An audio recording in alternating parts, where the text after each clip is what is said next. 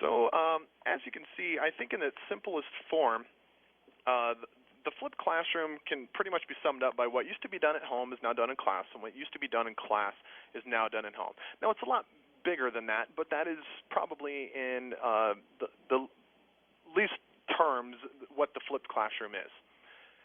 Now, one thing about the flipped classroom is this idea is really not anything new. I mean, this has been happening for hundreds of years. Students do work at home, like read a book or do some research, and then come to class and they talk about it and they learn about it and they apply it. So all we've done is we've taken a piece of technology and we've leveraged it where students watch the video at home and they come to class to talk about and discuss what they learned at home. And really what happens is it changes the dynamic of the schoolroom. Now the teacher is now interacting with kids. We really believe that we talk to every kid in every class every day because you're walking around helping kids because you've taken a lecture out of the class. What can you do in class is, next slide, is that you can, the kids can do more hands-on, problem-based type learning activities. In our case, we were science teachers, so that was pretty powerful. Also, one thing that's really amazing is that the person who needs the most help, this is a picture of Matt. Matt's a kid who struggled a lot with our course, chemistry, and so he got the attention he needed because he struggled a lot with the content.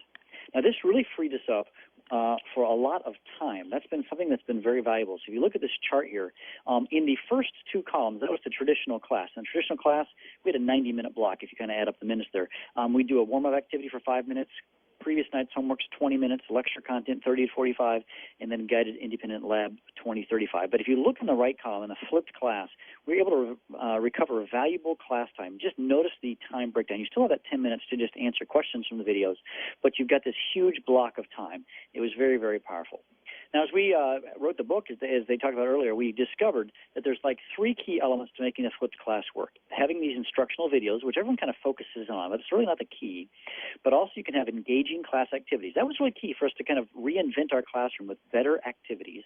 And then we really had to rethink how we assessed students, and we'll talk some more about that later. So what did we do with all this extra time? Now that we had all this extra time, well, we actually decided after our first year of flipping our classroom that there was a better way than flipping. So we invented a new version of flipped classroom and called it the flipped mastery model. Now, in the mastery model, I don't know if you've probably done any research on mastery learning, but mastery learning was popularized by Benjamin Bloom, Bloom's taxonomy guy. And Benjamin Bloom, he had some problems. He had great research that showed that the mastery model worked in the 70s and 80s. The problem was it was just not logistically very easy to operate. Two huge things that teachers complained about was when do you deliver the lectures? How do you deliver the lectures? And, of course, in the 70s and 80s, there was no Internet, there was no YouTube.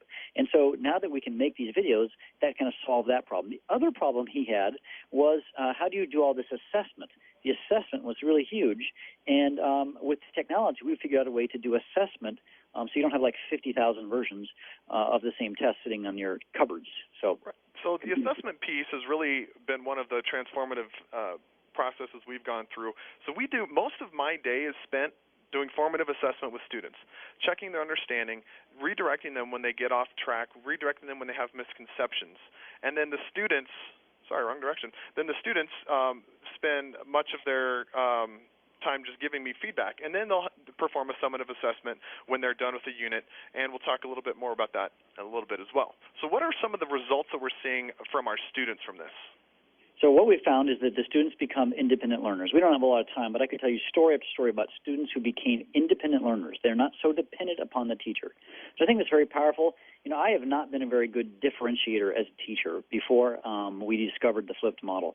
And so I can differentiate for each kid. Since I talk to every kid in every class every day, I can actually individualize the education for each student and differentiate very well. This really fits with RTI and so many other things that we do and want to do in schools these days. So we're science teachers after all, and a lot of teachers who also teach science ask us about, well, what about inquiry and what about project-based learning and things like that? And that just doesn't apply just to science. Applies to other courses as well, but we get asked that a lot. Now, to be clear, we do believe in inquiry, and we do believe in doing projects. We don't think that everything should be taught with a lecture, be that video or live, but then again, I don't think everything can be taught using an inquiry activity either. So what we've done is we've tried to incorporate elements of the flipped classroom, elements of inquiry, elements of project-based learning, and we're doing that in order to take Bloom's taxonomy, which typically looks like this, and try to invert the shape of it a little bit. You know, our videos really cover a lot of the remembering and understanding and maybe a little bit of the applying, but we really want students analyzing and creating when they're in the classroom. So we hope to remove these lower levels of Bloom from the class time and be able to utilize class time for the higher levels of Bloom, and I think that's one of the great things that the flipped classroom does. So what that's really led us to do is to move towards inquiry-based learning, and we've incorporated elements of standards-based grading as well in our classroom. In addition to that, this past school year, we've been trying to incorporate elements of UDL, which is Universal Design for Learning. If you're not familiar with Universal Design for Learning, it basically is just trying to provide access for everyone into the classroom. So if you design for the fringe, you design for the top and the bottom of the class, then everybody benefits. Instead of shooting for the middle and hoping you get most of the students, you shoot for the fringes, and in doing so, you'll catch all of the students and meet all of their learning needs. So in doing that, what we've been able to do is to provide options for the students. Part of the elements of Universal Design for Learning is giving students options in the way they learn material and also in the way that they demonstrate their understanding of something.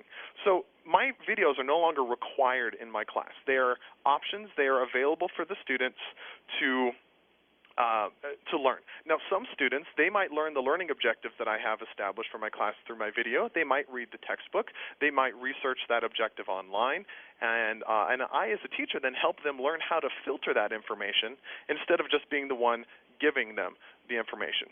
So one of the other elements is the students being able to demonstrate their understanding in a way that's meaningful to them. Now, I mentioned those summative assessments earlier, and typically we use Moodle, which is our learning management system in our classroom, and students can take the tests on there. John mentioned Benjamin Bloom's research and how they had to come up with so many versions of the test. We just let the computer do that now.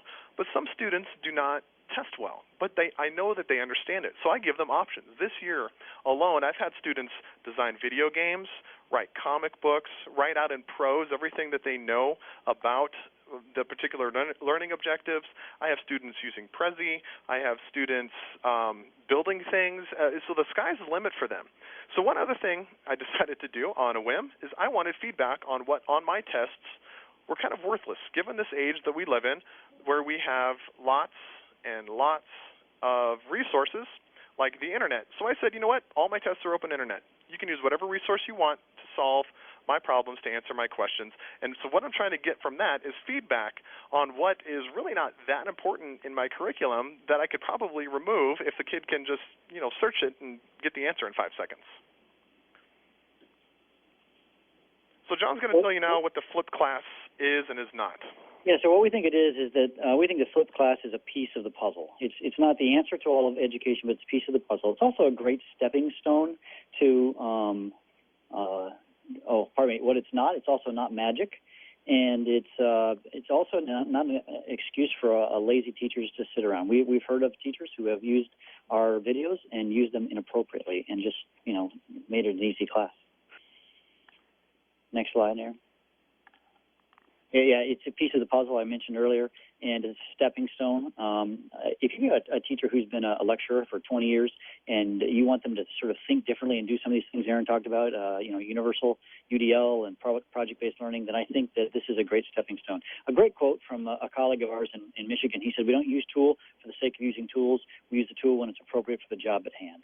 And another colleague said, "Pedagogy must drive technology. Technology must not drive pedagogy." All right, well, that's pretty much it for our presentation. At this point, we're going to turn you over to Troy and to Rob, and they're going to share with you their experience in applying some of these concepts in their classroom.